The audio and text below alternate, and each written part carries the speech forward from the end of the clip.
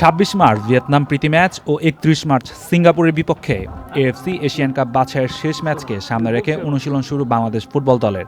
এর আগে সোমবার ক্যাম্প শুরু করে অধিনায়ক জামাল ভুঁইয়ার দল। প্রায় ৪ মাস পর আন্তর্জাতিক ফুটবলে ফিরবে লাল সবুজরা। সবশেষ এএফসির এই টুর্নামেন্টে ভারতকে ১-০ গোলে হারিয়েছিল মোরসালিন সাদউদ্দিনরা। সে ধারাবাহিকতা ভিয়েতনামের বিপক্ষে ধরে রেখে সিঙ্গাপুরের বিপক্ষে জিততে চায় বাংলাদেশ।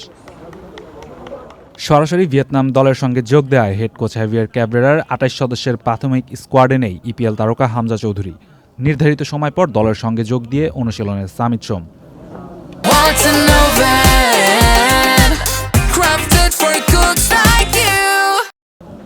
প্রায় ১.৫ বছর পর জাতীয় দলে বিশ্বনাথ ঘোষ। স্বভাবসুলভ রাগী মেজাজটা কন্ট্রোলে রেখে অনুশীলনে মনোযোগ এই ডিফেন্ডারের।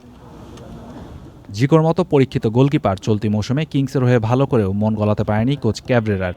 লাল সবুজের নতুন চমক ব্রাদার্সের গোলকিপার ইসাক আকন্দ। মৃদুল মার্মা ও মেহেদী শ্রাবণদের সঙ্গে ৩ কাঠির বারপোস্ট সামলাতে প্রস্তুত প্রথমবারের মতো জাতীয় দলের জার্সি গায়ের অপেক্ষায় থাকা। ৪ মাস পর অনুশীলনে ফিরে ফিটনেসটা ভালোমতো ঝালিয়ে নিচ্ছেন জামালরা। ১৯ মার্চ পর্যন্ত চলবে প্রস্তুতি। ২০ তারিখ ঢাকা ছাড়বে বাংলাদেশ ফুটবল দল। তার আগেই চূড়ান্ত স্কোয়াড ঘোষণা করবে বাফুফে। Sania Tanmoy, channel I, Dhaka.